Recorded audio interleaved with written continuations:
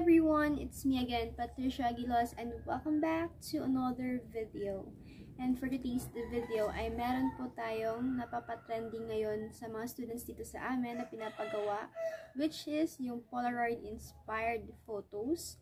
Bale, ito is parang Polaroid siya na picture, yung ano mismo, yung ano tawag, no, parang photo paper, yung photo mismo na lumalabas sa Polaroid. Pero yung gamit natin is photo paper. So, ito yung sample. Yeah. Ito yung sample niya. Sorry, ang mukha ko dyan, ha? My gosh. So, yan. Pero naka-landscape yung photo ko. So, ngayon, tuturuan ko kayo ng layouts niya ginagawa ko dito sa laptop. And kung magkano ba binibenta ko yung Polaroid-inspired photos na to. And yun nga. So, if you're interested in this video, please keep on watching. So, yun na nga guys. Nandito tayo sa laptop ko. And sa video na to is tuturuan ko kayo kung paano gumawa ng Polaroid-inspired na mga photos. So, yung dito, meron na ako ditong automatic na layout ng Polaroid kasi mas trending ngayon dito sa amin ang pagpapagawa ng mga students ng Polaroid layout. Polaroid inspired photos nga pala. So, ito siya. Hintayin lang natin nag-loading. Ayan. This one is picture ko to. Picture namin ni Kimberly. Ayan. So, ito yung sample na layout ng Polaroid na ginagawa ko. So, yung ginawa ko is nag-download lang po ako ng frame, Polaroid frame sa Google, and also pwede din kayong makapag-download sa Pinterest. So, ito yung layout na to is sa Google ko na download to, and ni-remove ko lang din yung kanyang yung mga excess na mga backgrounds and others para maging clear yung center ng ating Polaroid. Eto, tingnan nyo. Mag-i-insert ako ng picture.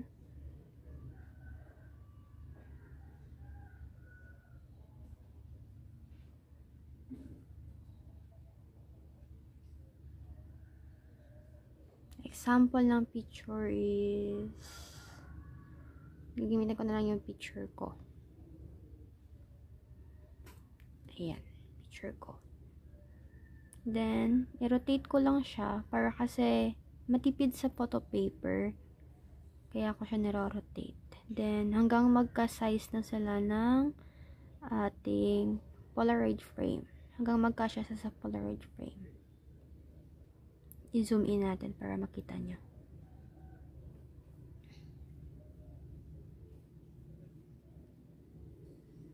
Tapos, i-crop lang natin yung picture. Yan. Pagkakasyahin lang natin sa loob ng Polaroid frame. Then, after that, i-send to back lang natin yung ating picture. Ayan na siya. Pwede nyo din ma-adjust kung gaano nyo kagusto yung ang layout ng yung picture. Ganyan. Yan yung gusto ko. Then, i-adjust ko lang yung brightness niya. So, mas gusto ko medyo vibrant yung kulay ng ating photos. So, yan siya. So, ang size nga pala ng ating Polaroid is ginagawa ko siya na 8.62 centimeters by 5.33 centimeters. So, yun siya. Yung outcome niya is yung pinakita ko kanina. Parang ganito yung outcome niya. Ito na yung final product niya. Hindi na ako magpiprint. Ito na yung final product niya. Yan. Maganda naman siya guys. Then, bet na bet talaga siya ng mga teenager ngayon, mga Gen Z. So, magkano ko ba binibenta yung Polaroid inspired pictures na to? So, yung mga ganito is meron po akong minimum of 10 pieces na Polaroid inspired photos. Binibenta ko lang po siya ng 5 pesos each. Opo, 5 pesos each po. Minimum of 10 pieces. Bali, sa 10 pieces na yan, may 50 pesos ka na. Kasya na po siya sa isang A4 size na photo paper.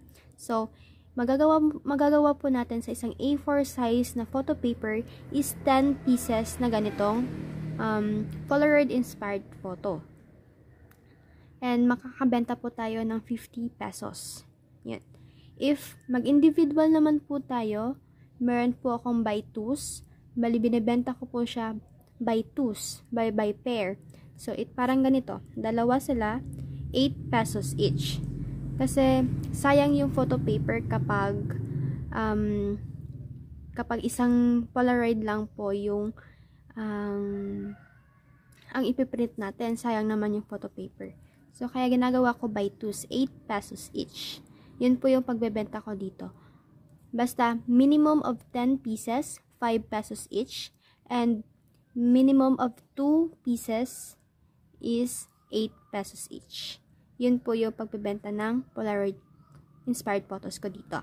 So, yun nga, matpatok naman po siya sa mga teenagers, sa mga Gen Zs, nagpapapicture sila, or minsan nagsasend lang sila ng photos sa akin, then nagpapa-edit sila at nagpapaprint. Yun po.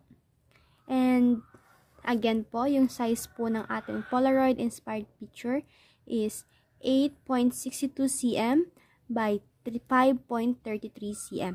Yung pag-layout ko lang po niyan is nag-download lang po ako ng Polaroid frame sa Google or Pinterest. Then, nag-insert lang po ako ng photos.